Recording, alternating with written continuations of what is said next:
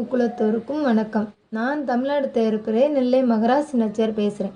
இந்த பதிவு எதுக்காண்டினா, நம்ம சமுதாய பசங்க ஒரு கல்யாணம் அவங்க வீட்டில் ஒரு ஃபங்க்ஷன், காது குத்து இல்லைனா கோயில் கூட அந்த மாதிரி விழானா ஒரு தலைவியோ தலைவரையோ ஃபோன் அடித்து கூப்பிடுவாங்க. அவங்களும் வருவாங்க, கட்டவுட் வைப்பாங்க, வால் போஸ்ட் வைப்பாங்க, 4 காரில் வருவாங்க.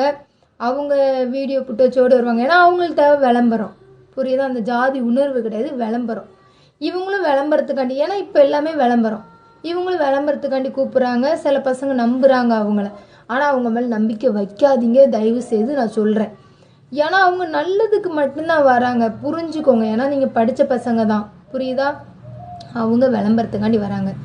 யாருமே இந்த கல்யாண வீட்டுக்கு வராமல், சடங்கு வீட்டுக்கு வராமல், எந்த ஃபங்க்ஷனுக்கு போகாமல், ஒரு பிரச்சனைனா சமுதாயத்துக்காண்டி ஒரு பிரச்சனை ஓடி வர தலைவரும் ஒரு போராட்டம் பண்ணதும், நம்மளுக்காக நிறைய கேஸ் ஆகி சிறை போயிட்டு வர தலைவர் பின்ன நீங்கள் இருங்க.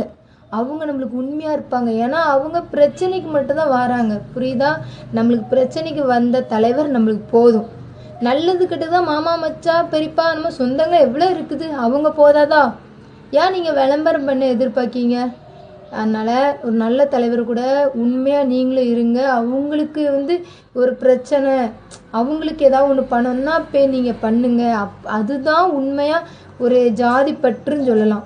இது விளம்பரம் பண்ணாதீங்க. அதேமாரி இந்த சமுதாய தேவர் பேரை சொல்லி சம்பாத்தியம் பண்ணுறவன் ஒரு நாளும் முன்னேற மாட்டான்.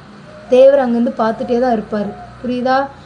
ஜாதி பேரை சொல்லி சம்பாதிக்கக்கூடாது, சாதி பேரை சொல்லி சாதிக்க தான் பிறக்கணும், புரியுதா? அவங்க பின்ன இருங்க. சும்மா போட்டு இந்த கட்டவுட் அடிக்கிறவனும் இந்த வால் போஸ்ட் அடிக்கணும் 4 பையங்களோட வந்தானா பந்தாவா அப்போ நின்னமான்னு இருக்காதீங்க. அது நம்மளை கீழேயே தான் நம்ம போவோம், மேலே வர முடியாது. உண்மையான தலைவர்கிட்ட உண்மையாக இருங்க. வணக்கம்.